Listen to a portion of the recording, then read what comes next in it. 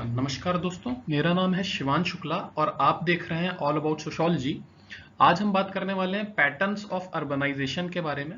नगरीकरण के प्रतिमान हमारा आज का टॉपिक रहेगा।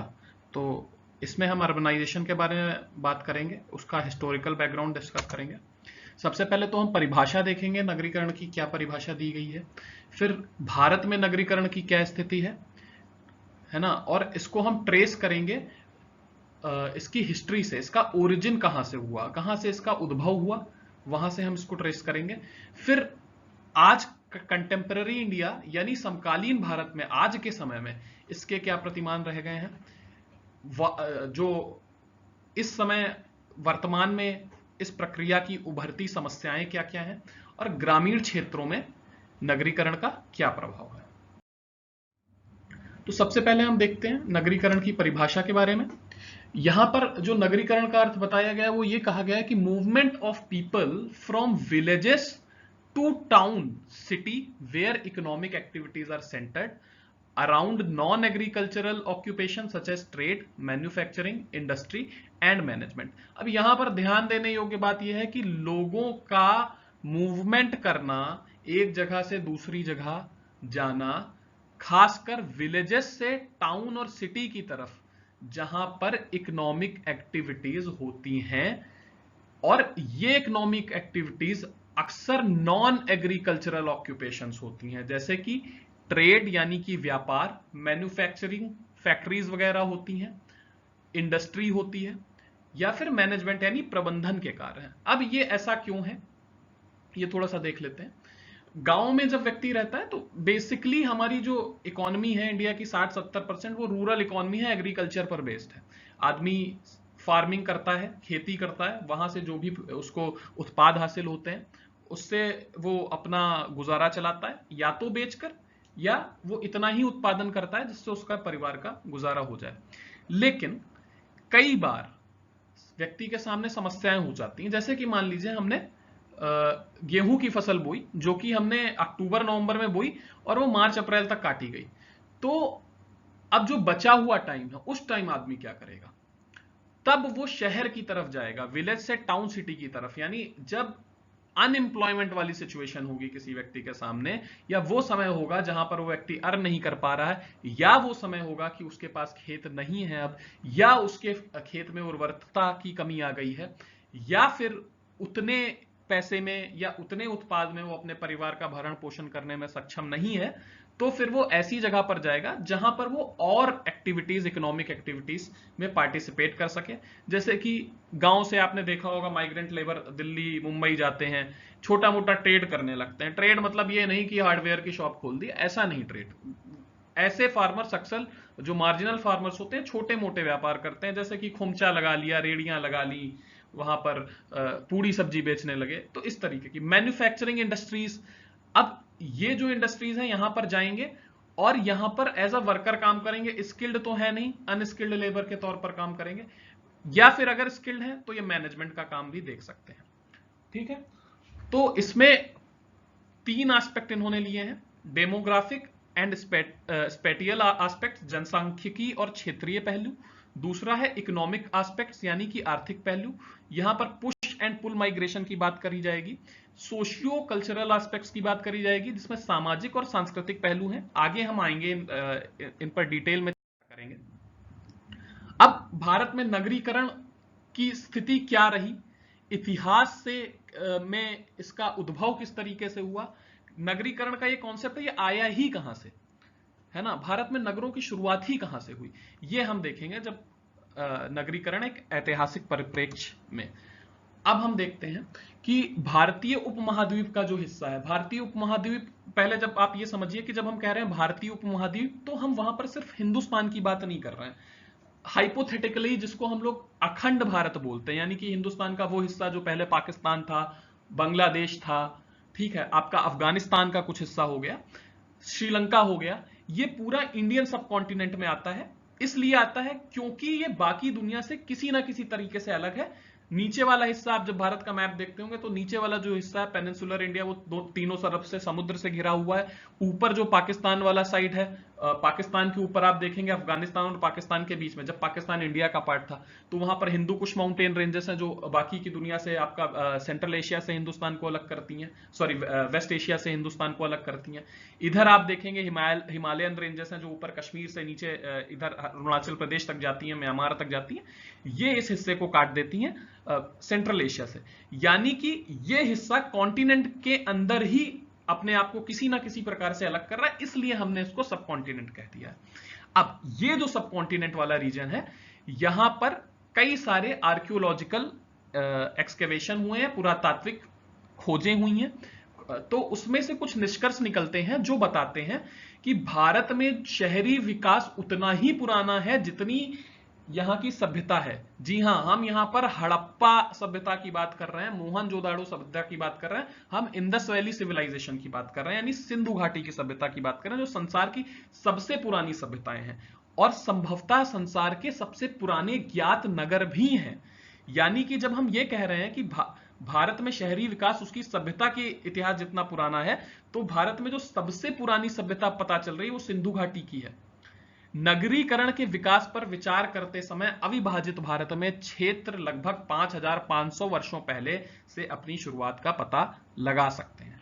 5500, जब हिस्ट्री में हम इतने पीछे की डेट ट्रेस करते हैं, हम 1000 साल से पीछे की ट्रेस करते हैं, तो हम उसमें 1-2 साल का अंतर इतना पता नहीं लगता। कई किताबों में आपको 5700 भी दिख सकता है। यानी कि मोटा मोटा हम ये मानते हैं कि 3700 ईसा पूर्व, 3700 BC, ये टाइम पीरियड माना जाता है हड़प्पा मोहनजोदाड़ो के नगरों का उद्भव का, और 1300 ईसा पूर्व लगभग इनके अंत का समय माना जाता है। यानी कि 3700 साल ये, और ये चल रहा है 2019, तो मोटा मोटा 2000 साल ये, तो 3700 प्लस 2000 यानी कि 5700 साल हो गए। कहीं कहीं 5500 दिया है, कहीं कहीं पर 5600 दिया, तो इस तरीके से अलग अलग हम बता रहे हैं कि मोटा मोटा इसको हम इतना ले सकते हैं, जो कि 1300 साल तक, 1300 ईसा पूर्व यानी 2000 ये, और 1300 वो, यानी 3300 सालों तक चला। तो तब से नगरीकरण का उद्भव माना जा सकता है। हड़प्पा संस्कृति 2000 ईसा पूर्व में शहरीकरण के प्रमाण मिलते हैं, जैसे ईंट प्रौद्योगिकी, ज्यामिति, कृषि और सिंचाई पद्धतियां। अब यहां हम देखेंगे 4000 साल पहले, यानी कि हड़प्पा का नगर जो कि लगभग 4000, इस टाइम तक ये नगर अब पूरी तरीके से अपनी फ्लरिश करने वाली स्टेज पर पहुंच गए थे, पूरी तरीके से ये अपने चरम पर पहुंच गए थे। तो 2000 ईसा पूर्व शहरीकरण के यहां प्रमाण मिलते हैं। अब ये कैसे है, थोड़ा सा कहानी सुना देता हूं मैं आपको। लगभग 150 साल पहले पंजाब के आसपास कहीं रेलवे लाइन बिछाई जा रही थी। कुछ अंग्रेज इंजीनियर्स थे, 1850 के आसपास की बात है, 1853 के आसपास भारत में पहला रेल चलती है। तो वहां पर इनको कई सारी ईंटें मिली, तो अंग्रेजों को लगा कि अरे भैया ये तो हमको कोई खजाना मिल गया है, कोई ईंटों का, पुरानी ईंटों का भंडार है, तो उनको लगा ये भैया कॉस्ट कटिंग का काम कर देगा, और कई सारी ईंटें वहां से उठा करके ये लोग लेके चले गए। इन्होंने समझा ये कोई ईंटों का भंडार है। लगभग 60-70 साल बाद भारत के एक बहुत ही ज्यादा प्रोमिनेंट प्रख्यात आर्कियोलॉजिस्ट, पुरातत्वविद, जिनका नाम था दयाराम साहनी, 1922 में उन्होंने उसी स्थान पर एक सभ्यता का पता चला। उनको लगा कि यहां पर हजारों सालों पहले कुछ नगर थे। जब वहां पर खुदाई हुई तो पता चला कि ये नगर तो पूरी सभ्यता नष्ट हो चुकी है। नष्ट कैसे हो गई, वही मैंने बताया कि उसके 70 साल पहले जब खुदाई हुई थी तो अंग्रेजों को लगा ये तो ईंटें हैं, उन्होंने नहीं बताया या फिर ये बात आने नहीं दी सामने, जो भी रहा हो, बहरहाल वो सभ्यता नष्ट हो गई थी। 1922 में फिर इस पर रिसर्चेस हुई कई सारी, और तब पता चलना शुरू हुआ कि यहाँ की जो सड़कें थी वो ज्यामित पैटर्न पर, ग्रिड पैटर्न पर आधारित थी। मतलब कि वो राइट एंगल में, समकोण में काटती थी एक दूसरे को। और आज भी इसके ट्रेसेस हमको हिंदुस्तान के जयपुर नगर में मिल सकते हैं। जयपुर नगर की जो सड़कें हैं वो आज भी स्वयं को राइट एंगल पर काटती हैं, और जयपुर के बारे में यह कहा जाता है कि आप उस शहर में खो नहीं सकते, क्योंकि आप कहीं भी जाएंगे आप कहीं ना कहीं से निकल आएंगे। तो ये बहुत ही अरेंज्ड और बहुत ऑर्डरली वे में वहां का जो नगर थे बने हुए थे। कृषि डेवलप था वहां पर, सिंचाई पद्धतियां थी। हाँ, कृषि इतना ज्यादा डेवलप नहीं था, पर खेती हम करते थे। जौ के साक्ष्य हमको मिले हैं कई जगह से, तो इससे पता चलता है कि खेती, चावल मिला है, तो खेती होती थी सब कॉन्टिनेंट रीजन में, खेती होती थी, सिंचाई पद्धतियां थी, नहरों वहरों से लोग परिचित थे। अब यहां पर देखने वाली बात है, इस बात को काटा भी गया, कई लोगों ने इस बात को कई तरीके से अलग अलग तरीकों से काटा, खासकर विदेशियों ने, वेस्टर्न जो हिस्टोरियंस थे उन्होंने इस बात को ये कह के काटा कि क्या बोलते हैं, ये जो पैटर्न था ये कहीं वेस्टर्न एशिया के नगरों से आया था, क्योंकि उस समय मेसोपोटामिया की सभ्यता से ट्रेड होता था।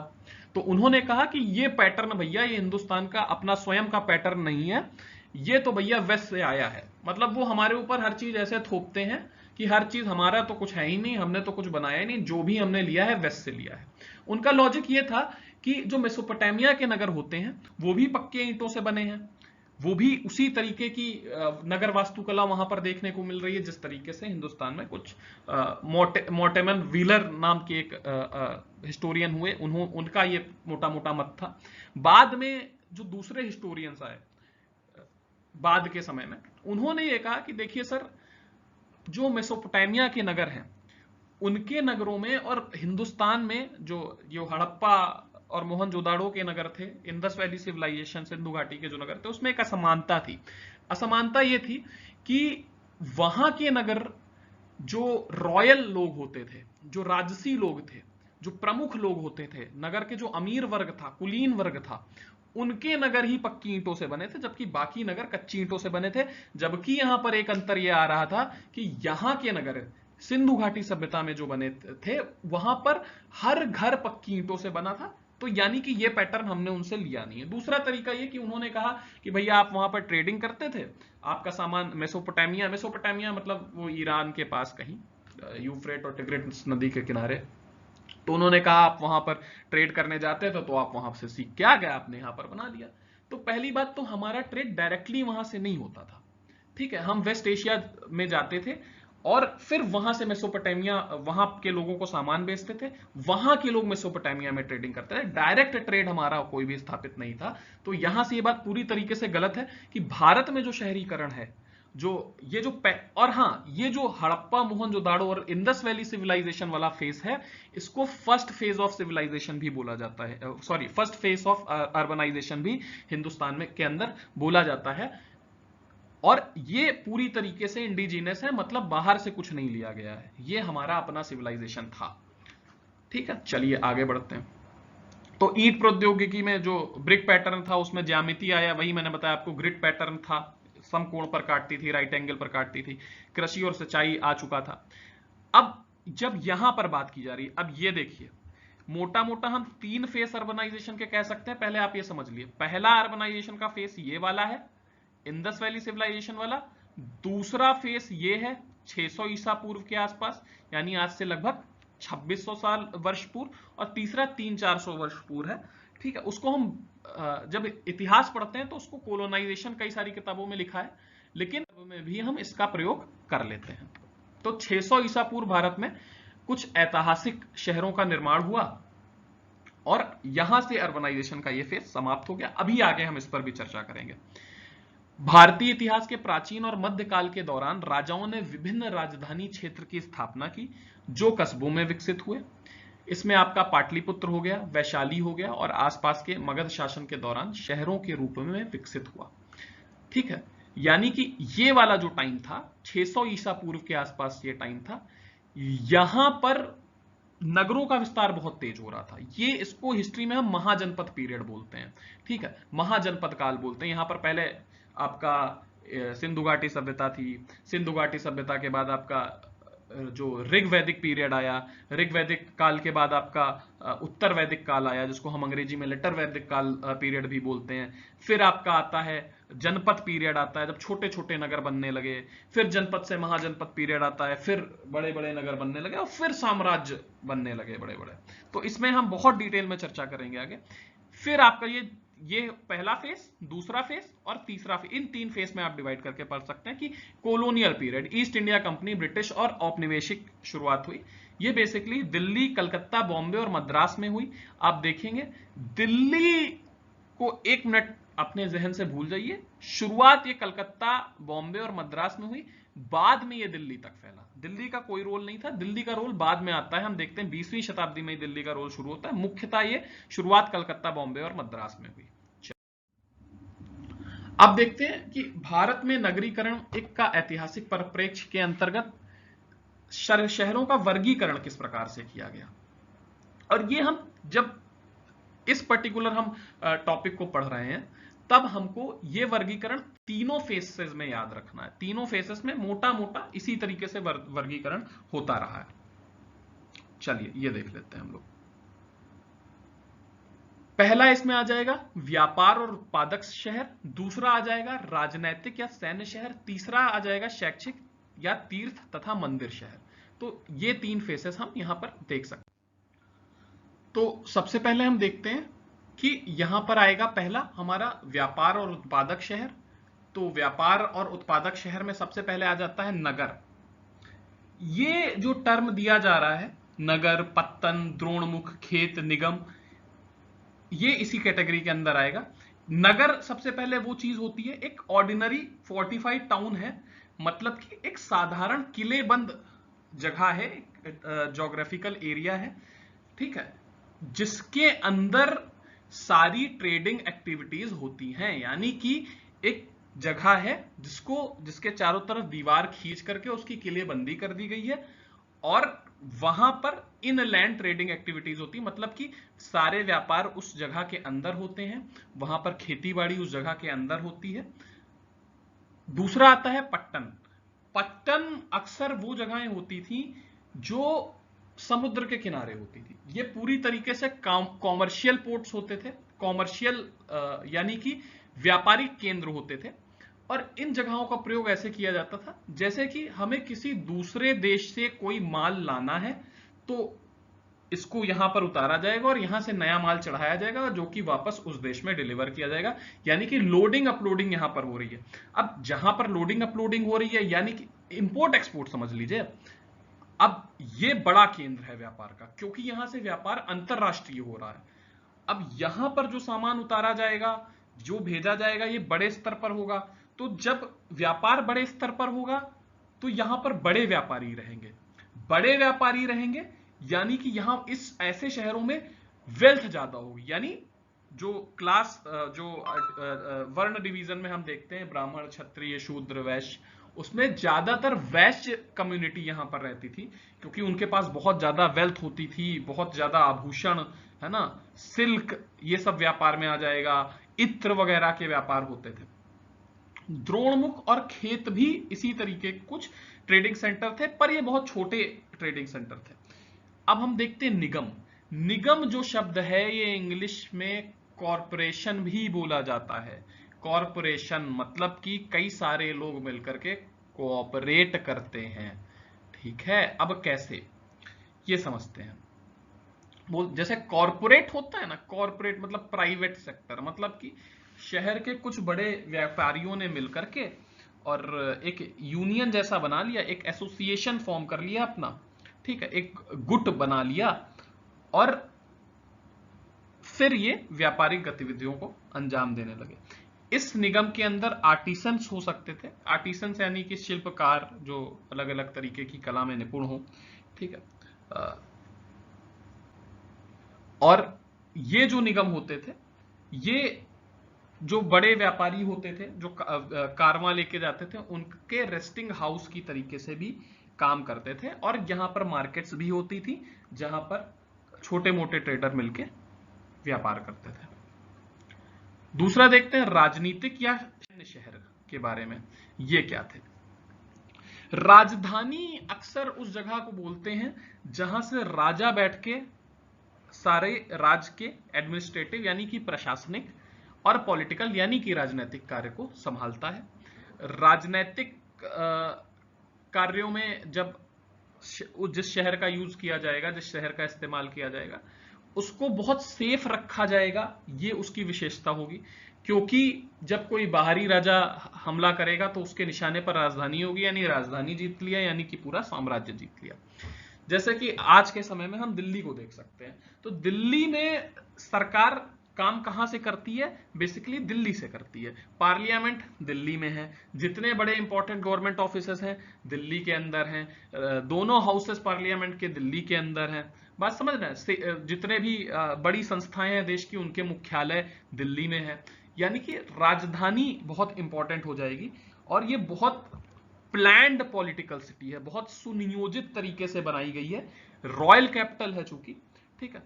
दुर्गा देख लेते हैं क्या है, ये एक फोर्टिफाइड टाउन है। फोर्टिफाइड टाउन का मतलब है इसकी प्रॉपर किलेबंदी करी गई है, मतलब कि एक आप शहर मान सकते हैं, एक ज्योग्राफिकल एरिया मान सकते हैं जिसके चारों तरफ दीवारें, बड़ी बड़ी दीवारें खींच दी गई हैं। दीवारें इसलिए खींच दी गई हैं ताकि खूब ऊंची ऊंची दीवारें, जिससे कोई अंदर घुस ना सके। और वहां पर कई बार उस किले के ऊपर वॉच टावर बनाए जाते थे। वॉच टावर मतलब जहां से बैठ के देखा जा सके कि कोई बाहर से आक्रमण तो नहीं होने वाला है। और ये जो दुर्ग होते थे, ऐसे दुर्ग में कभी किसी चीज की सप्लाई में कमी नहीं आने दी जाती थी, चाहे ये वाटर सप्लाई हो, चाहे ये फूड सप्लाई हो, है ना, खाद्य पदार्थों की सप्लाई हो, एमनेशन हो यानी कि शस्त्र वगैरह हो, तो इनकी सप्लाई में कमी नहीं आ पाती थी। क्योंकि जब हमला होगा तो हमला सबसे पहले झेलेगा कौन? दुर्ग झेलेगा, यहां से डिफेंड किया जाएगा। दुर्ग तोड़ दिया गया यानी कि फिर सेना नगर के अंदर घुस आएगी। अच्छा, एक और चीज हम समझ सकते हैं, राजधानी नगर हो सकती है पर जरूरी नहीं है कि हर नगर राजधानी हो। बात समझ में आ रही है? राजधानी एक नगर हो सकती है, यानी नगर क्या है भैया? नगर वो जगह है जिसके चारों तरफ किलेबंदी कर दी गई, अंदर ट्रेडिंग एक्टिविटीज हो रही हैं, अंदर व्यापारिक क्रियाकलाप हो रहे हैं, जो आपस ही में लोग, अंदर के लोग, वो एक अलग से पैरेलल इकोनॉमी अंदर बना दी गई। राजधानी में भी तो यही हो सकता है भैया, ऐसा नगर जिसकी चारों तरफ किलेबंदी है, अंदर व्यापारिक क्रियाकलाप भी हो रहे हैं और अंदर पॉलिटिकल और एडमिनिस्ट्रेटिव यानी राजनीतिक और प्रशासनिक कार्य भी हो रहे हैं। बन गई राजधानी, राजा वहां से रूल कर रहा है, ठीक है। सेनामुख और आपका जो शनिया हो गया, ये भी इस तरीके के कुछ सैन्य शहरों में आ जाएंगे। सैन्य शहर मतलब कि ये हो गया आपका जैसे कि कैंटोनमेंट एरिया, है ना, जहां पर सेना प्रमुख रहता है, मिलिट्री जनरल रहता है अपनी सेना की कुछ टुकड़ी के साथ, शहर के बाहरी हिस्से में होती है। उस समय ये दुर्ग से ही लगे होते थे, ठीक है, दुर्ग के बाहर, या कई बार ये दुर्ग की दीवारों के अंदर ही होते थे, लेकिन एकदम शहर के आउटर में, यानी ये राजधानी या इस नगर के एकदम आउटर में है, दुर्ग से लगे हैं, तो उस हिस्से को बोला जा रहा है सेनामुख या शनिया बोला जा रहा है। यहां से जो सेना प्रमुख है वो अपने सारे क्रियाकलापों को अंजाम देगा, ठीक है। ये भी फोर्टिफाइड टाउन्स होते थे, तो अब इनको अलग से फोर्टिफाइड करने की जरूरत नहीं पड़ती थी, किलेबंदी करने की जरूरत नहीं पड़ती थी, उसी किलेबंदी के अंदर शुरुआत में ही ये लोग रहते थे। जैसे कि आप लखनऊ में घुसेंगे तो सबसे पहले आपको कैंट एरिया मिलेगा, इसी तरीके से आप कानपुर में घुसेंगे, किसी भी ऐसे बड़े दिल्ली में घुसेंगे तो कैंटोनमेंट एरिया शहर की शुरुआत में ही होता है, शहर को के बचाव के लिए, ठीक है। फिर आते हैं कुछ शैक्षिक या तीर्थ मंदिर शहर। इसमें जो बेस्ट एग्जाम्पल है वो आएगा आपका नालंदा का, ठीक है। ये एजुकेशनल सेंटर होते थे, मेजर एजुकेशनल सेंटर होते थे, बहुत प्रमुख ज्ञान केंद्र, शिक्षा केंद्र होते थे। यहां पर आ रहा है मठ और विहार। अब ये मठ और विहार मैं समझा दूं क्या। मठ देखिए उन जगहों को बोला जाता था जहां, अब देखिए ये जो मैंने बताया ना कि अब इसको देखिए कनेक्ट कराना पड़ेगा आपको कि ये दूसरा फेस, यहां पर मैं आपको तुरंत जहां पर मठ और विहार की बात आ गई, आप समझ जाइए कि मैं दूसरे फेस ऑफ अर्बनाइजेशन की बात कर रहा हूं, जहां पर राजधानी की बात आ गई।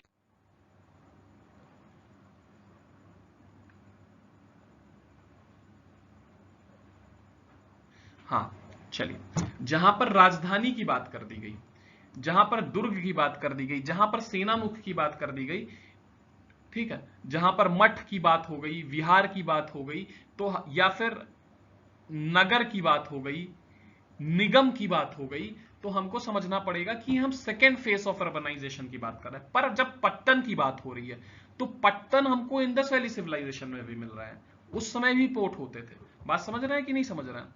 जब हम द्रोणमुख की बात कर रहे हैं, या फिर जब हम मंदिर शहर तो तब भी नहीं होते थे, इंडस वैली सिविलाइजेशन में टेंपल्स के साक्ष्य नहीं मिलते, मंदिर होने के साक्ष्य नहीं मिलते, तो ये हमको समझना पड़ेगा। जब हम मठ और विहार की बात करें तो हम सेकंड फेज ऑफ अर्बनाइजेशन की बात कर रहे हैं, यानी महाजनपद काल की बात कर रहे हैं। डिटेल में हम अभी आएंगे, क्योंकि और ये वही समय था सेकंड फेज ऑफ अर्बनाइजेशन, यानी 600 ईस्वी के आसपास, जो बुद्धिज्म था अपने चरम पर था, ठीक है। तो बुद्धिज्म जब चरम पर था, जो बौद्ध धर्म है वो अपने चरम पर था, तो मठ उन जगहों को बोला जाता था जहां बौद्ध भिक्षु ठहरते थे। और विहार उन ठहरते थे मतलब रहते थे, क्षमा कीजिएगा, जहां बौद्ध भिक्षु रहते थे उन जगहों को मठ बोला जाता था। विहार उन जगहों को बोला जाता था जब बौद्ध भिक्षु कहीं जाते थे, भिक्षा ग्रहण करने जाते थे, या एक स्थान से दूसरे स्थान पर विचरण करते थे, पलायन करते थे, मतलब किसी भी तरीके की यात्रा में होते थे, तो जिन जगहों पर ये रुकते थे उनको विहार बोला जाता था। बोलते नहीं है कि फला राजा विहार करने आ रहा है, तो मतलब कि यहां थोड़ी देर ठहरते थे। इनको बहुत खूबसूरती से बनाया जाता था। मगध रीजन में, जहां पर आज मॉडर्न बिहार है, उस रीजन में ये विहार बहुत ज्यादा थे। बाद में अलाउद्दीन खिलजी के सेनापति बख्तियार खिलजी ने सारे विहारों को तहस नहस कर दिया गया। इन टूटे विहारों के नाम पर ही आज बिहार नाम का जो मॉडर्न बिहार है उसका उद्भव हुआ। नालंदा बिहार में स्थित एक बहुत ही पुरानी और बहुत ही बड़ी, बहुत ही अंतरराष्ट्रीय प्रतिष्ठा वाली एक यूनिवर्सिटी थी, विश्वविद्यालय था। तो इसको हम शिक्षा केंद्र बोल सकते हैं, शैक्षिक शहर बोल सकते हैं। मंदिर शहर में आपका द्वारिका आ गया, तिरुपति, पुरी का। तो इसमें हम देखने वाले हैं राजनीतिक, जनसांख्यिकी और स्थानिक कारण क्या क्या रहे होंगे। तो देखिए, अब हमको यहां पर ट्रेस करना होगा, पूरा पीछे तक हम जाते हैं। पहला फेस अर्बनाइजेशन का हमको देखना पड़ेगा। पहला फेज जो अर्बनाइजेशन का था वो आप सभी को पता होगा, भारत में मैं बता ही चुका हूं, इस वीडियो में भी मैंने जिक्र किया है कि किस तरीके से खुदाई हुई, अंग्रेजों ने करी, फिर नहीं पता चला। तो अब यहां तक हाँ, आपको यह समझ में आ गया होगा कि हड़प्पा और मोहनजोदड़ो के नगर मिले। अब वो उनको नगर क्यों कहा गया? उनको नगर इसलिए कहा गया क्योंकि वो बहुत ज्यादा एग्रीकल्चरल इकोनॉमी पर बेस्ड नहीं थे। एग्रीकल्चर था उस समय भी, पर वो एग्रीकल्चर इतना डेवलप नहीं था। अब डेवलप क्यों नहीं था हम ये समझ लेते हैं। लोहे का आविष्कार हुआ नहीं था उस समय तक। कांसे का आविष्कार हो चुका था, कॉपर का आविष्कार हो चुका था, पर लोहे का जिक्र नहीं था। तो लकड़ी के हल होते थे अक्सर, हल भी नहीं थे। तो लोहे का आविष्कार ना होने की वजह से उस समय जो टूल्स से लिए जाने वाले कार्य थे, औजारों से लिए जाने वाले कार्य थे, वो कुछ प्रमुख नहीं थे। बाद में हम देखते हैं कि उत्तर वैदिक काल के आसपास हम देखते हैं कि लोहे का आविष्कार हो चुका होता है। तो लोहे के आविष्कार के बाद हल बनता है, तो उस हल से एग्रीकल्चर में आसानी होती है। एग्रीकल्चर यानी कि कृषि में आसानी होती है। जब कृषि में आसानी होती है तो अभी तक आदमी सब्सटेंटिव एग्रीकल्चर करता था, मतलब कि उतना उगाता था जितने से उसके परिवार का पेट भर जाए। हड़प्पा मोहनजोदाड़ो की बात मैं कर रहा हूं, तो वहां पर बेसिकली जो इकोनॉमी ओरिएंटेड थी वो इन्हीं चीजों पर ओरिएंटेड थी। वहां पर एग्रीकल्चर कैसा था? पशुओं पर था, निर्धारित था, या फिर थोड़ा बहुत जौ वगैरह की, चावल वगैरह की खेती होती थी, बहुत थोड़ी। बेसिकली जो उनकी आय होती थी वो किस, या आजीविका चलती थी, वो किन चीजों से चलती थी? वो चलती थी उनकी मनके बनाते थे वो लोग, ठीक है, मिट्टी के बर्तन बनाते थे, तो इस तरीके की ट्रेडिंग एक्टिविटीज चलती थी। कृषि इतना ज्यादा नहीं थी। फिर जब हम देखते हैं कि दूसरा फेस ऑफ अर्बनाइजेशन, ये तो पहला फेस ऑफ अर्बनाइजेशन खत्म हो गया, हड़प्पा मोहनजोदड़ो के नगर खत्म हो गए। अब हम उत्तर वैदिक काल में आएंगे, पहले वैदिक काल में आएंगे। वैदिक काल में भी हमको लोहे का प्रयोग नहीं देखने को मिलेगा। फिर हम उत्तर वैदिक काल में आएंगे। उत्तर वैदिक काल में हम देखें कि हाँ भाई, लोहा आ गया है, लोहा आ गया है। तो अब खेती, जो पहले सब्सटेंटिव एग्रीकल्चर था, ऋग्वैदिक काल में भी वो सब्सटेंटिव एग्रीकल्चर था, मतलब इतना उगाया जाता था कि परिवार का भरण पोषण हो जाए। तो सब्सटेंटिव एग्रीकल्चर से अब आपके पास औजार बेहतर हैं, टूल्स बेहतर हैं लोहे के आविष्कार के कारण, तो आप ज्यादा एग्रीकल्चर कर पा रहे हैं, आपका उत्पादन ज्यादा हो रहा है। जब उत्पादन ज्यादा होगा तो परिवार तो खा लेगा, कितना खा लेगा, उसके बाद कुछ बचेगा भी। अब जो बचेगा, जो सरप्लस है, जो अधिशेष है, उसका क्या होगा?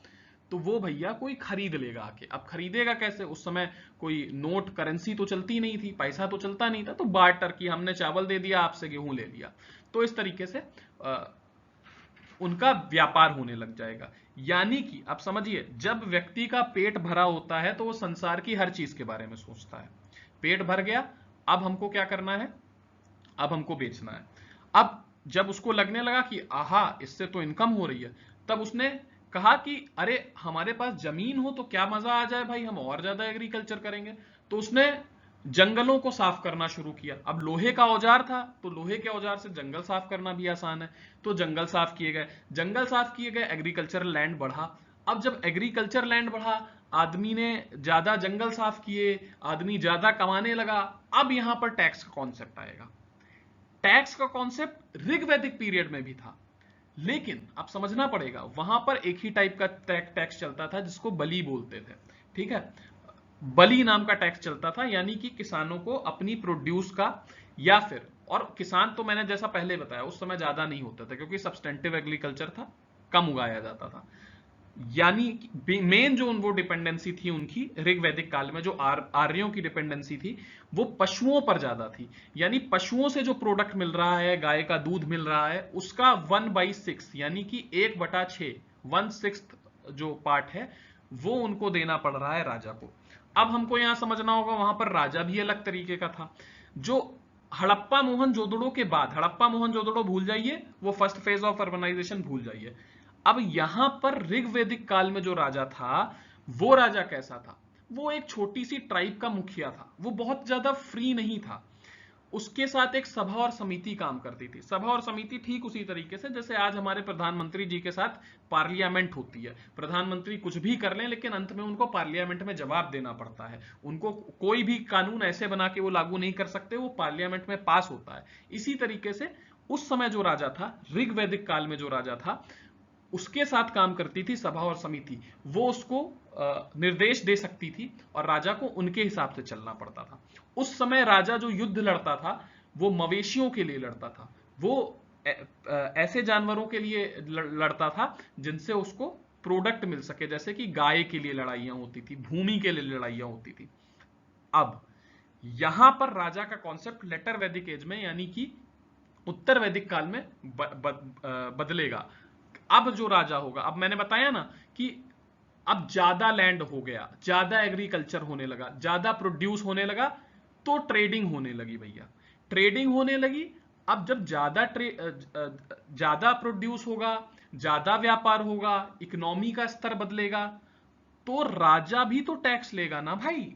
अभी तक राजा टैक्स कम ले रहा था, एक ही टैक्स ले रहा था 1/6 जानवरों से जो प्रोड्यूस हो रहा था, लेकिन अब राजा को और ज्यादा टैक्स चाहिए, तो राजा 2 और टैक्स इंट्रोड्यूस करेगा। अब ये 2 टैक्स आ गए, सीता भूमि का कॉन्सेप्ट आएगा, भाग और शुल्क का कॉन्सेप्ट आएगा। तो सीता भूमि वो भूमि थी जहां पर वन में के निवासियों को, मतलब एक पर्टिकुलर कम्युनिटी के लोगों को ही वहां पर खेती करने का अधिकार था, तो उनको भी टैक्स देना पड़ता था। अब समझिए, अब राजा टैक्स लेने लगेगा तो राजा के पास वेल्थ भी तो बढ़ेगी ना भाई, राजा की संपत्ति बढ़ेगी। अब फिर से कंपेयर करिए, जो अर्ली वैदिक एज में यानी कि जो ऋग्वैदिक काल में जो राजा था, वो उसका जो एम्बिट था वो बहुत छोटा था, उसकी जो पहुंच थी वो छोटी थी, उसकी शक्ति कम थी, क्योंकि राजा के पास पैसा नहीं था। पैसा नहीं था यानी कि राजा के पास अपनी मिलिट्री नहीं थी, अपनी सेना नहीं थी, अपने ब्यूरोक्रेट्स यानी कि अपने अधिकारी नहीं थे, प्रशासन चलाने वाले लोग नहीं थे। अब राजा टैक्स ज्यादा ले रहा है, राजा के पास पैसा आने लगेगा, तो राजा क्या रखने लगेगा? राजा अब क्या कराएगा? राजा फोर्टिफिकेशन, राजा सेना रखेगा। सेना रखेगा तो फिर उसके बाद राजा अपने प्रशासनिक अधिकारी रखेगा। प्रशासनिक अधिकारी रखेगा, पैसा आएगा, तो भैया अब उसकी सुरक्षा भी तो करनी होगी, तो राजा फोर्टिफिकेशन कराएगा। Fortification in the form of girdle. Girdle मतलब कि एक रक्षा पंक्ति बना, मैंने बताया ना कैसे ऊंची ऊंची दीवारें लगा दी जाती है, दीवारों की एक रक्षा पंक्ति बना लेगा। ठीक है, walls, girdle of walls. Defensive ditches, defensive ditches मतलब गहरी खाइयां बना देगा। अगर यदि आपने बाहुबली पिक्चर देखी हो तो दुर्ग का जो नगर का जो द्वार होता है, यानी नगर दुर्ग का जो द्वार होता है, उस द्वार से पहले उसके चारों तरफ, मतलब एक नगर के चारों तरफ खूब गहरी खाई खोद दी जाती है और उस खाई को कई बार पानी से ढक दिया, पानी से भर दिया जाता है, जिससे कि कोई भी घुड़सवार नगर तक ना पहुंच पाए। कोई भी, क्योंकि एयरफोर्स तो थी नहीं कि भैया ऊपर से अटैक कर दिया, आएगा तो आदमी पानी में गिरेगा और डूब के मर जाएगा, तो वो अपने आप को बहुत डिफेंड करने की कोशिश करता था। ठीक है, तो ये कुछ इंपॉर्टेंट फिजिकल फीचर थे ट्रेडिशनल टाउन के। ठीक है, ऊपर वाला देख लेते हैं। Composition of these towns was built around the ruler and his kinsman and followers whose principal interest were centred on agriculture activities and their vicinity and the surplus they could extract from this. अब ये भी हम समझ लेते हैं। अभी देखिए भैया, ये जो टाउन्स थे, अभी ऋग्वैदिक काल में टाउन्स होते नहीं थे, पहला फेज हड़प्पा मोहनजोदड़ो वाला जा चुका है। अभी जो टाउन्स बनेंगे ना भैया, वो राजा, उसके लोगों, रिश्तेदारों और उसके फॉलोअर्स तक ही केंद्रित रहेंगे। उनका पूरा हित इन्हीं के आसपास केंद्रित रहेगा। क्यों? अब राजा के पास पैसा आ रहा है, वो आर्मी में जो उच्च पदों पर लोग रखेगा, वो अपने जानने वाले लोग ही तो रखेगा, जिससे कि वो उसके वफादार रह सकें। बात समझ में आ रही है? अपने फॉलोअर्स का ही तो रखेगा, जिससे वो उसके वफादार रह सकें। और इन तीनों लोगों का, यानी रूलर का, उसके किंसमैन का और फॉलोअर का, जो प्रिंसिपल इंटरेस्ट है, यानी कि जो उनका प्रधान हित है, वो एग्रीकल्चरल एक्टिविटीज पर ही सेंटर्ड है। और उनकी वजह से जो सरप्लस ट्रेड हो रहा है, जो अधिशेष, जो एक्स्ट्रा प्रोडक्शन हो रहा है, उस पर ही केंद्रित है। कैसे? ना भैया एक्स्ट्रा एग्रीकल्चर होगा, ना ये राजा को टैक्स देंगे, ना राजा इनको रख पाएगा, ना इनको रख पाएगा अपनी आर्मी में उच्च पदों पर, या फिर अपने प्रशासन में उच्च पदों पर। और एग्रीकल्चर हो गया भैया। अब आदमी के पास पैसा आ रहा, जब आदमी के पास पैसा आएगा, आदमी का पेट भर जाएगा, तो उसका दिमाग में खुराफात चलेगी। तो फिर वो मिट्टी उठाएगा और कहेगा लो एक बर्तन बना के देखें। बात समझ रहे हैं? फिर वो बर्तन बनाएगा, फिर ज्यादा खाली टाइम मिलेगा तो वो मूर्ति बनाएगा। यानी पेट भरा होना इंपॉर्टेंट है। अब जब बर्तन बनेंगे, मूर्ति बनेंगे, दूसरी चीजें बनेंगी, तो उनको बना के करेगा क्या? अब वो घर भी तो सजाएगा ना भाई। तो ये जो घर सजेंगे, तरह तरह के रंग, अतिथि आएंगे घर में, तो रंग बिरंगे बर्तन में खाना खाएंगे। तो ये बर्तन कहां से आएंगे? क्योंकि कुछ लोग तो खेती कर रहे हैं और कुछ लोग बर्तन बना रहे हैं।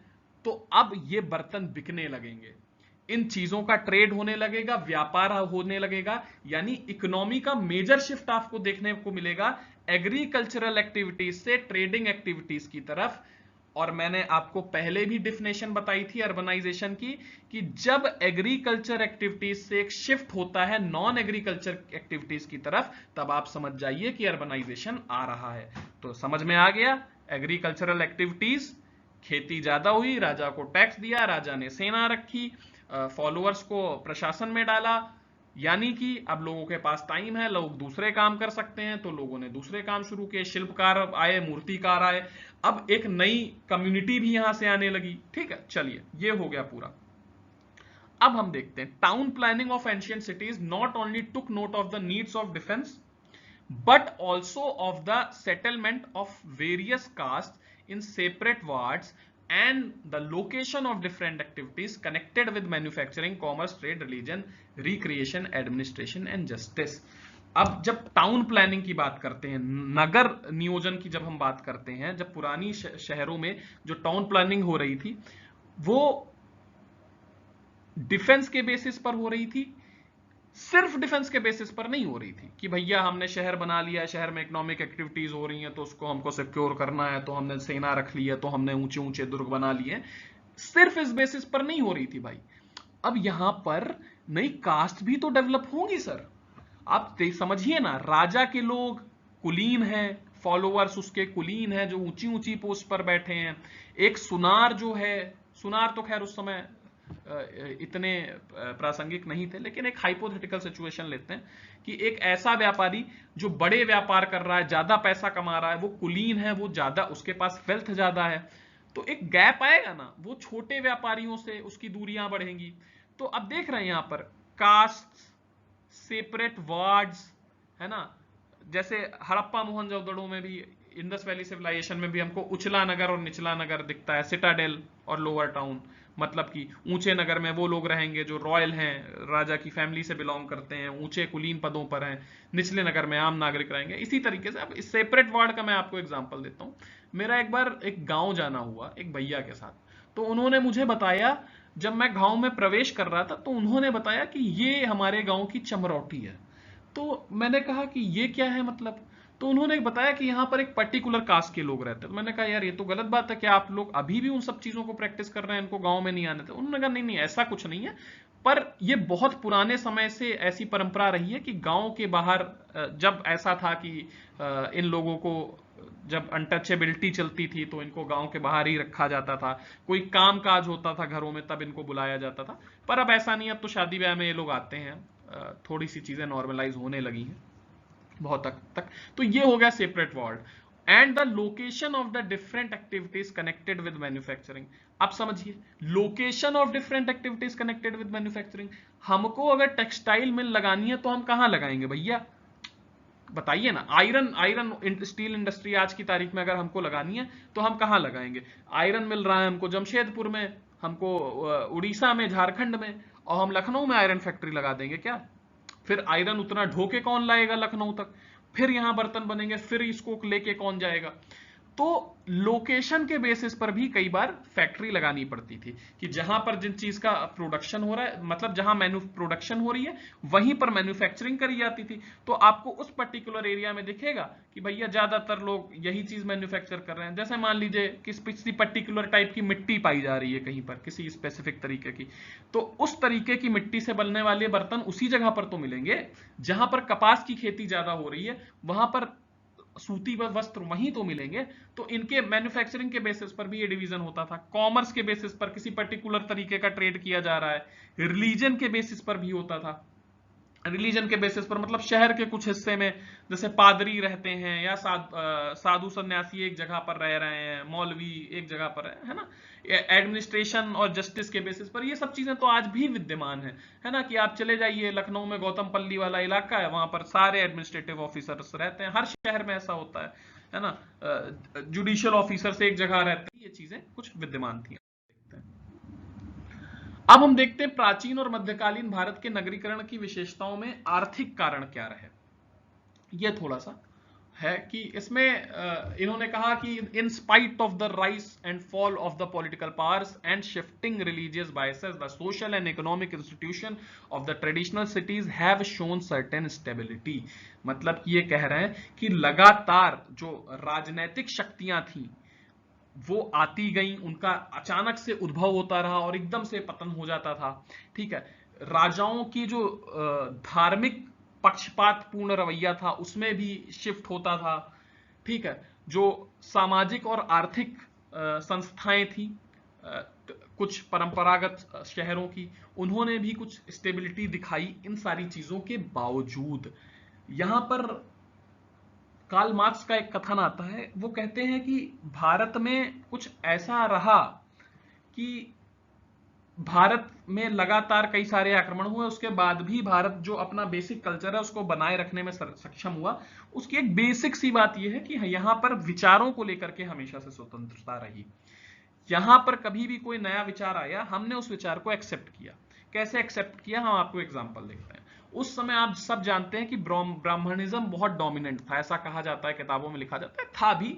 और जो शूद्रों थे उनके साथ, शूद्रों के साथ बहुत अमानवीय व्यवहार भी कई जगह जिक्र मिलता है। और उसी ब्राह्मणिज्म के विरोध में फिर उपनिषद लिखे गए।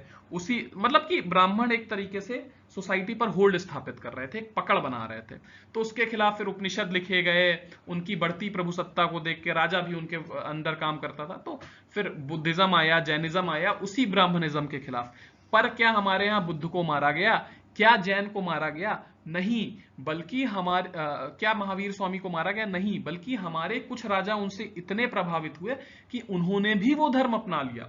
लेकिन इसी जगह पर इसके विपरीत जब हम इंग्लैंड वगैरह में देखेंगे तो वहां पर जिक्र मिलता है मार्टिन लूथर किंग का, कि या फिर कोई कहता है कि भैया जब सूरज पृथ्वी सूरज के चक्कर नहीं लगाती है, सॉरी सूरज पृथ्वी, पहले ये कॉन्सेप्ट था कि सूरज पृथ्वी के चक्कर लगाता है ना। फिर बाद में किसी ने कहा कि नहीं भैया ये गलत बात है, पृथ्वी सूरज के चक्कर लगाती। तो क्या उनको फांसी दे दी गई? क्योंकि वो चर्च की अथॉरिटी के खिलाफ जा रहे हैं, वो धर्म के खिलाफ जा रहे हैं, तो उनको इतने बड़े नुकसान चुकाने पड़ रहे हैं। लेकिन हिंदुस्तान में सुकरात ने अलग आइडियोलॉजी दी, उनको जहर का प्याला दे दिया गया। ईसा मसीह, जीसस क्राइस्ट, उन्होंने एक नया दर्शन दिया, क्रिश्चियनिटी का दर्शन दिया, धर्म को अलग तरीके से देखा, उनको क्रूसिफाइड कर दिया। हिंदुस्तान में ऐसा नहीं हुआ। हिंदुस्तान में टॉलरेंस हमेशा रही, तो नए विचारों का स्वागत हुआ, और इसी वजह से हिंदुस्तान का आज तक जो डिस्टिंक्ट कल्चर है वो बचा हुआ है। तो अब देखेंगे आप, रिलीजियस बायसेस की जब बात होती है तो राजाओं में ऐसा नहीं है, हिंदुस्तान के अंदर भी राजाओं में रिलीजियस बायसेस रही। जैसे कि आप चंद्रगुप्त मौर्य देखते हैं, जो कि हिंदुइज्म में मानते थे, चाणक्य के शिष्य भी रहे वो। बाद में उन्होंने जैन धर्म में कन्वर्ट हो गए। इसके बाद अशोक को हम देखते हैं, अशोक भी बाद में बुद्धिज्म से बहुत ज्यादा प्रभावित हुए और उन्होंने अपने धम्म का प्रचार पूरी दुनिया में किया। ठीक है, तो इन सारी चीजों के बावजूद पॉलिटिकल पावर शिफ्ट हुई, मतलब कि मुगल आए, कभी हुण आए, कुषाण आए, ठीक है, आपका दिल्ली सल्तनत का पीरियड आया, फिर अंग्रेज आए, लेकिन पॉलिटिकल पावर में बहुत ज्यादा अंतर नहीं आया। रिलीजियस बायसेस शिफ्ट होती रही, सोशल और इकोनॉमिकल इंस्टीट्यूशन जो थे ट्रेडिशनल सिटीज के, वो स्टेबल रहे। ठीक है, अब देखते हैं गिल्ड फॉर्मेशन क्या था। ये एक इंपॉर्टेंट फीचर्स में से था उन ट्रेडिशनल टाउन्स का। जैसे कि कुछ सारे व्यापारी मिलकर के एक एसोसिएशन, ठीक वैसे ही जैसे निगम में होता था, लेकिन वहां पर वो आर्टिसंस थे, है ना, मेनली शिल्पकार थे जो ये काम करते थे। यहां पर क्या है, यहां पर व्यापारी कर रहे हैं, ये एक एसोसिएशन जैसा बना ले रहे हैं। ठीक है, और एक ऑर्गेनाइज्ड वे में ये मार्केटिंग कर रहे हैं, व्यापार कर रहे हैं, तो इनको श्रेणी बोला जा रहा है, मतलब व्यापारियों की श्रेणी, है ना, सुना होगा आपने।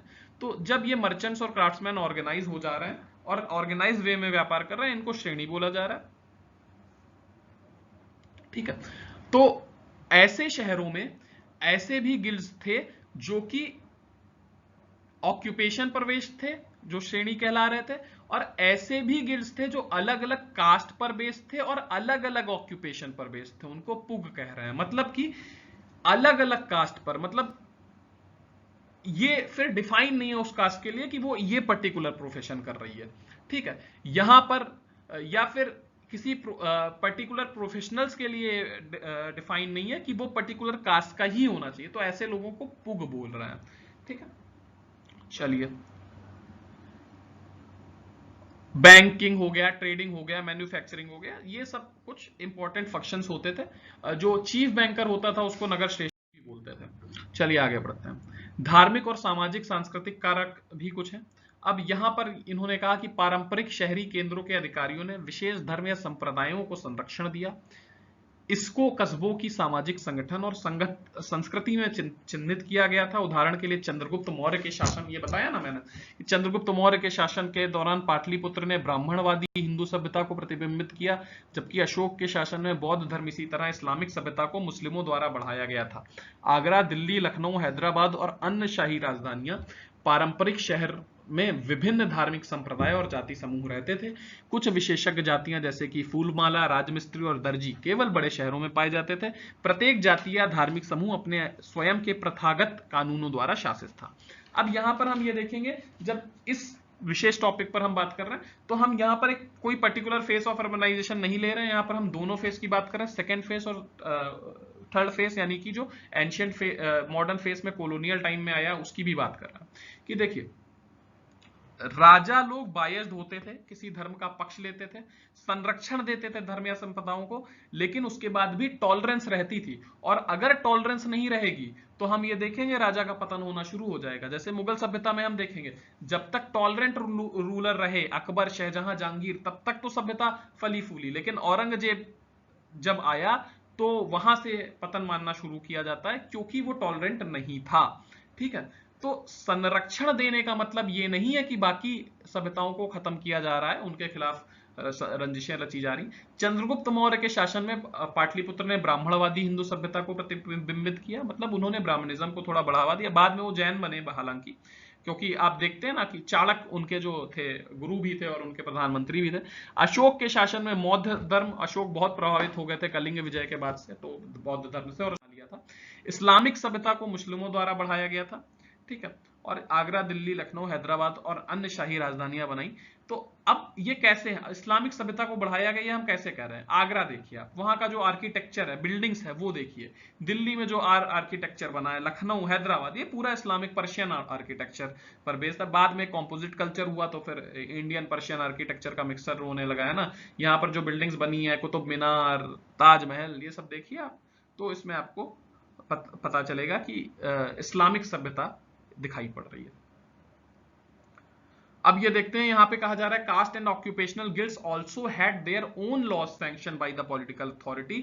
अब कास्ट और जो गिल्ड्स होती थी उनके अपने स्वयं के लॉ होते थे, है ना, वो जो कि पॉलिटिकल अथॉरिटी द्वारा, यानी जो तत्कालीन राजा होते थे उनके द्वारा सैंक्शन किए जाते थे, उनके द्वारा माने जाते थे।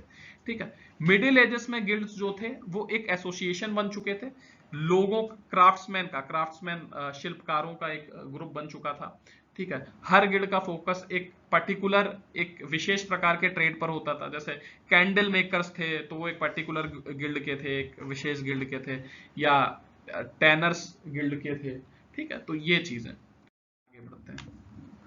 अब ये हम धीरे धीरे औपनिवेशिक चरण में प्रवेश कर रहे हैं। यहां पर ये बोला गया प्रारंभिक और औपनिवेशिक काल में शहरीकरण की नई विशेषताएं यहां पर दी गई। अब देखिए, ये जो शहर थे ये थोड़े से अलग दिखेंगे आपको बॉम्बे, कलकत्ता, मद्रास के। ये कैसे, ये अभी हम आगे डिस्कस करते हैं।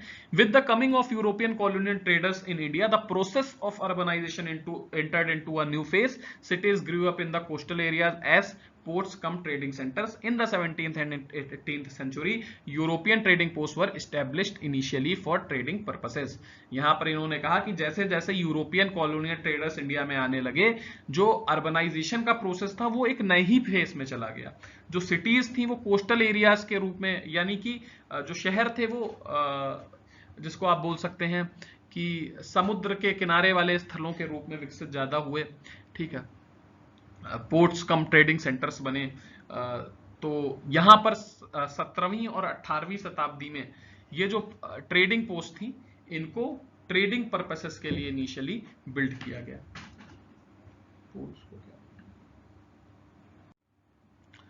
चलिए, अब ये कैसे हुआ ये थोड़ा देख लेते हैं। अब देखिए, ब्रिटिश आए, बाहर से आए। 1498 में नए सी रूट की खोज हो चुकी थी हिंदुस्तान के लिए, वास्को डी गामा आ चुका था। बीच में 1453 में हम देखते हैं कि बाइजेंटीन एम्पायर का पतन हो जाता है। ठीक है, तो पहले जो ट्रेड होता था, भारत से व्यापार होता था, यानी कि ईरान होते हुए, फारस की खाड़ी से ईरान होते हुए व्यापार होता था, फिर वहां से तुर्की होते हुए सामान आपका पहुंचता था, इटली पहुंचता था, वेनिस, फिर वहां से यूरोप में सामान, ये पूरा व्यापार पहुंचता था, भारत के मसाले वगैरह ऐसे पहुंचते थे। लेकिन 1453 में बाइजेंटीन एम्पायर का पतन हो जाता है, तो वहां पर फिर इस्लामी ताकतें आके विद्यमान हो जाती हैं।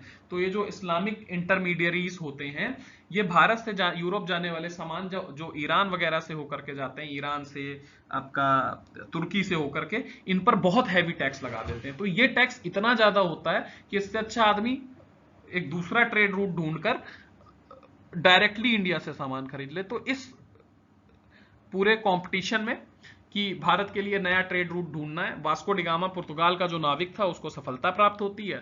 1498 ईस्वी में वो भारत के कालीकट नाम के तट पर आता है, और वहां से फिर बाकी यूरोप के देशों को भी एक रूट की जानकारी हो जाती है, और सब लोग उसी रूट से हिंदुस्तान आते हैं और व्यापार करने लगते हैं।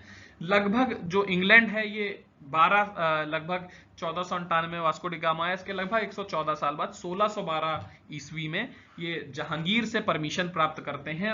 जहांगीर से इनको अनुमति मिलती है भारत में ट्रेड करने की। ठीक है, तो ये कलकत्ता, बॉम्बे और मद्रास में अपने ट्रेडिंग सेंटर बनाते हैं। कलकत्ता, बॉम्बे और मद्रास क्यों, ये जगहें क्यों? क्योंकि ये समुद्र के किनारे हैं। ठीक है, बंगाल उस समय विश्व के सबसे अमीर प्रोविंसेस में से एक था। तो कलकत्ता, बॉम्बे और मद्रास में ये अपने ट्रेडिंग सेंटर बनाते हैं। बताए ना, यहां पर सामान की लोडिंग अनलोडिंग होगी, यहां से बाकी प्रांतों में पहुंचेगा। जो हिंदुस्तान से सामान आएगा वो बंदरगाह पर जाएगा, बंदरगाह से ये वापस यूरोप पहुंचेगा, यूरोप से जो आएगा वो बंदरगाह पे उतरेगा। और तो इसलिए ये बंदरगाह जो थे, बंदरगाह कलकत्ता, बॉम्बे और मद्रास के, ये इनके ट्रेडिंग सेंटर बन गए थे। और चूंकि यहां पर इनका जो हित है वो व्यापार करना ही है हिंदुस्तान के अंदर, तो इनको क्या सिक्योर करना है? इनको बेसिकली अपना व्यापार सिक्योर करना है। किससे सिक्योर करना है? पुर्तगालियों से, जो उनके कॉम्पिटिटर हैं, क्योंकि पुर्तगाली भी ट्रेड कर रहे हैं, फ्रेंच यानी कि फ्रांस के लोग भी ट्रेड कर रहे हैं, और फ्रांस तो ब्रिटिश के कट्टर दुश्मन है ना, कई सारे युद्ध यूरोप में लड़ चुके हैं, फ्रांस के साथ लड़ चुके थे। तो इन सब से बचने के लिए इनको यहां पर पॉलिटिकल सेंटर भी बनाना पड़ा, वहां पर फोर्टिफिकेशन करना पड़ा, आर्मी रखनी पड़ी। यानी उस समय तक ब्रिटिश ने भारत पर रूल करने का नहीं सोचा था। तो इस समय के दौरान जो ब्रिटेन में होने वाले रेनेसां से, और वहां पर जो इंडस्ट्रियल रिवॉल्यूशन आया यूरोप में खासकर, वहां से कई सारी एडवांस टेक्नोलॉजिकल नॉलेज आई, बहुत ज्यादा तकनीकी ज्ञान जो था वो आया, और यहां पर हम देखेंगे कि एक नया आर्थिक और आपका राजनीतिक संस्थाएं विकसित होने लगी। चूंकि इंग्लैंड ने यहाँ पर कॉलोनी स्थापित करनी शुरू कर दी थी, उनके कॉम्पिटिटर्स भी थे, तो उन कॉम्पिटिटर्स से अपने आप को सुरक्षित करने के लिए इनको राजनीतिक तौर पर अपना विकास करना पड़ा। अब गवर्नेंस इनकी तो बेहतरीन मानी ही जाती है ब्रिटिश की, तो कई सारे पॉलिटिकल इंस्टीट्यूशन देखने को मिले। फिर उन्होंने यहाँ पर वायसराय बनाया, फिर आपका गवर्नर जनरल बनाया, तो इस तरीके की चीजें। फिर कम्युनिकेशंस के नए मोड आए, जैसे कि टेलीग्राफ आया, रेलवे आया, एडवांस सिस्टम आया रोड और वाटरवेज का। रेलवे का आविष्कार, रेलवे का जो यहाँ पर भारत में रेल लाइन बिछाई गई थी, वो बेसिकली इन्होंने अपनी सहूलियत के लिए बिछाई थी कि जो सामान है, गुड्स हैं, उनका ट्रांसपोर्टेशन करने के लिए। पर यह भारत के लिए ब्लेसिंग इन डिस्गाइज सिद्ध हुआ कि हिंदुस्तान के लोग एक जगह से दूसरी जगह के लोगों के कांटेक्ट में आए, लोगों की समस्याएं से परिचित होना शुरू हुए, उनको समझ में आने लगा कि अरे अंग्रेजों से वही समस्या सबको है जो हमको है। तो इस तरीके की चीजों से उनमें आपसी भाईचारे की भावना का विकास भी हुआ। ये जो प्रोसेस था अर्बनाइजेशन का, ये धीरे धीरे बहुत स्मूथ होने लगा और एक बहुत व्यापक तौर पर यह फैल गया। ठीक है, और ये समाज के हर लोगों को प्रभावित करने लगा। कैसे प्रभावित करने लगा कि अब समझिए, अब यहां पर ब्रिटिश ने क्या किया, कुछ उनकी पॉलिसीज मैं आपको बताता हूं। In the 19th century, though the process of urbanization grew in a modest way, the countryside suffered from the gradual process of destruction of the cottage and small industries in the rural areas. In this situation, the new economic opportunity जो भी है मैं आपको समझा देता हूं। 19वीं शताब्दी आते आते जो अर्बनाइजेशन का प्रोसेस था वो धीरे धीरे आगे बढ़ रहा था, धीरे धीरे पर बहुत मजबूती से आगे बढ़ रहा था। कंट्री साइड सफर्ड फ्रॉम, मतलब कि जो आंतरिक देश था, यानी कि जो गांव थे, जो रूरल एरियाज थे, उनमें धीरे धीरे डिस्ट्रक्शन होने लगा। कॉटेज और स्मॉल इंडस्ट्रीज जो थी वो बर्बाद होने लगी। जो छोटे लघु कुटीर उद्योग थे वो बर्बाद होना शुरू हो गए। कैसे हो गए ये मैं आपको एग्जांपल देता हूं। जैसे कि यहां पर जो जमींदारी सिस्टम था, इनका जो लैंड रेवेन्यू सिस्टम था, वो बहुत नुकसान किया। जैसे कि इन्होंने कहा कि भैया आपको नील उगाना है, आपको कपास उगाना है। इन्होंने भारत के किसानों को मजबूर किया, जो पूरी तरीके से खाद्यान्न पर डिपेंडेंट थे, जो सब्सटेंशियल फार्मिंग करते थे, इतना उगाते थे कि उनका पेट भर जाए, खाद्यान्न पर डिपेंडेंट थे, उनको भूखे ना रहना पड़े, उनको मजबूर किया गया नगदी फसलें उगाने के लिए, कैश क्रॉप उगाने के लिए। कैश क्रॉप वो क्रॉप होती है जिसको बेच करके आप पैसा कमा सकते हैं। जैसे कि कॉटन हो गया, कॉटन आप उगाएंगे, कपड़े बनाएंगे और आपको पैसा मिलेगा। ठीक है, तो इनको कॉटेज और स्मॉल इंडस्ट्री, जो आपका जो किसान थे, उनको मजबूर किया गया कि आप कैश क्रॉप उगाइए। तो कपास उगाने पर मजबूर किया गया, नील उगाने पर, नील की खेती करने पर मजबूर किया गया, और वो भी उतने पैसों में उनको खरीदा जाने लगा, कच्चे माल के तौर पर, जितने पैसों में ब्रिटिश चाहते थे। उसको एज अ कच्चे माल यहां से ले जाते। अब समझिए कि कितना बेवकूफ बनाया गया हम लोग को। हम लोग से उगवाया उन्होंने नील और कपास, जिसका वो एग्जाम करते थे, जिसका इस्तेमाल वो करते थे अपने कपड़े बनाने के लिए। उसको फिर विदेशों में ले जा, और उसको खरीदते भी थे अपने हिसाब से, जितने पर किसान बेचेगा उतने, उसके लिए कानून बना दिया था, प्राइस तय कर दिए गए थे, उस प्राइस पे वो खरीदते थे। फिर उसको ब्रिटेन ले जाते थे, ब्रिटेन में कपड़े बनाते थे, और वही कपड़े लाके हिंदुस्तान में बेचे जाते थे। अब समझिएगा कि ये जो किसान होते थे, इनसे जितने में कपड़े, जितने में कच्चा माल खरीदा जाता था, यानी कपास और नील, उसका जो टैक्स था वो उससे भी ज्यादा था। मतलब कि मैं कपास अगर 4 रुपए किलो बेच रहा हूं, तो मुझे टैक्स उस पर 8 रुपए देना पड़ रहा है। तो हमारे किसान जो थे वो बर्बाद होना शुरू हो गए। यानी कि अब बड़ा कर, वो जमींदारों से, सूदखोरों से सूद पर लोन लेने लगे, पैसा उधार लेने लगे, कर्जा लेने लगे। फिर जब उनको समझ में आया कि भैया ये तो हमारे बस का नहीं है, तो उनकी जमीनें हड़पी जाने लगी। फिर वो मजबूर होकर के वो अर्बन एरियाज की तरफ भागे, और अर्बन एरियाज में वही फैक्ट्रीज थी जो ब्रिटिश ने स्थापित करी थी, ताकि ये लोग उन्हीं फैक्ट्रीज में काम कर सकें कम वेतन पर। तो ये अर्बन एरियाज में आने लगे। यानी कि कॉटेज, अब जब किसान शहर भागे तो किसान जब शहर भागे तो वहां पर कॉटेज और स्मॉल इंडस्ट्री का क्या होगा? यानी कि गांव में जो कपड़ा बनाने वाला है, या गांव में जो शिल्पकार है, या गांव में जो मूर्तिकार है, या गांव में जो बर्तन बनाने वाला है, उसके बर्तन खरीदेगा कौन? क्योंकि जो किसान थे वो तो सारे शहर भाग गए हैं, तो ये इनका सामान कौन खरीदेगा? तो एग्रीकल्चर बर्बाद हुआ, तो ये दोनों इंडस्ट्रीज बर्बाद हुई, ये भाग के शहर आए अर्बन एरियाज में, और अर्बन एरियाज में उन कंपनी में काम करने लगे जहां पर उन इंडस्ट्रीज में काम करने लगे जो ब्रिटिश ने स्थापित की थी। Many of the artisan became unemployed, ये बता ही दिया है मैंने, ये यहां के लोग हैं, कॉटेज और स्मॉल इंडस्ट्रीज के आर्टिसन हैं जो अनएम्प्लॉयड हो गए। Hence the displaced rural artisans and labours were also pushed to urban areas for employment. मतलब कि जो डिस्प्लेस्ड रूरल आर्टिसंस हैं, यानी कि यहां से जो काम करने वाले आर्टिसंस थे, लेबर्स थे, ये अर्बन एरियाज आए एम्प्लॉयमेंट के लिए। 19वीं शताब्दी के अंत तक आते आते बहुत बड़े स्केल पर ये माइग्रेशन हुआ, क्योंकि वहां पर अकाल भी पड़ते थे गांव वगैरह में, तो खेती नहीं, एक तो ऊपर से टैक्स ज्यादा, ऊपर से अकाल की मार, तो क्या करेगा व्यक्ति, आदमी फिर आएगा। और ये सबसे ज्यादा माइग्रेशन बिहार और ईस्टर्न प्रोविंसेस से हुए। कलकत्ता की जूट मिल की तरफ जो वहां पर ये लोग जाकर के काम करने लगे, जहां भी मेजर इंडस्ट्रीज थी इन लोगों की, जो फैक्ट्री बना रहे थे, वहां जाने लगे, वहां पर काम करने लगे, जिससे कि इनको नई इकोनॉमिक अपॉर्चुनिटीज मिले। यानी कि एक इन्होंने इकोनॉमिक लैग पैदा किया, आर्थिक बाधा उत्पन्न की इन लोगों के लिए, जिससे कि ये लोग यहां पर भागे उन आर्थिक बाधाओं को दूर करने के लिए। कुछ लोग टेम्परेरली माइग्रेट किए और कुछ लोग परमानेंटली इन अर्बन एरिया में आके रहने लगे। अब with the spread of education the institutional arrangement of the urban centres also changed.